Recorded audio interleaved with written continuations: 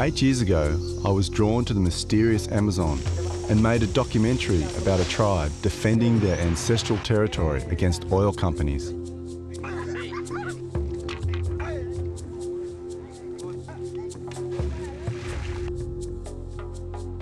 Enticed by the mystery of ancient knowledge, I'm returning 8 years later with my new family to meet some of the keepers of the knowledge, the medicine men, the tribal shamans.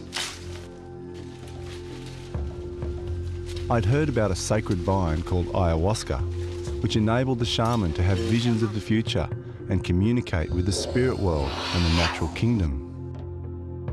I knew that historically, altered states of consciousness have been an integral part of many cultures, and in tribal societies, these states have often been induced by taking hallucinogenic plants, with the shaman acting as the spiritual guide. I was curious as to why the United Nations had outlawed ayahuasca, and I wanted to experience the ayahuasca ritual and gain insights into the shaman's world. My journey would lead me head-on into the global war on drugs.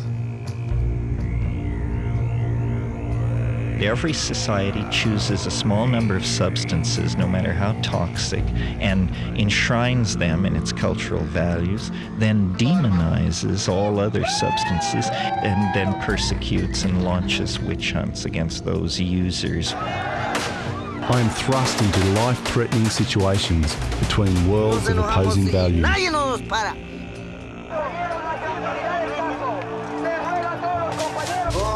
And I experience realities I never even dreamed of.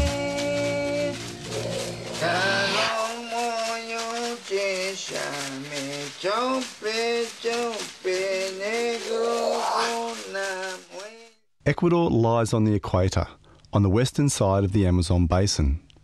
We touched down in the capital, Quito, which is nestled amongst volcanoes high in the Andes Mountains.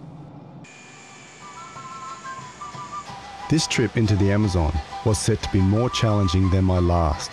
This time, I had Jasmine, my one-year-old daughter, and my wife Willow, who was 6 months pregnant, travelling with me. I've always believed that the Amazon is the wildest place on Earth, and I had to see it for myself.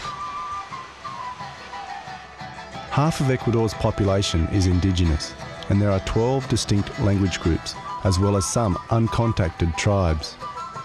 With its diverse climates ranging from snow-capped mountains to lowland Amazon rainforest, Ecuador is one of the most biologically and culturally diverse countries on Earth.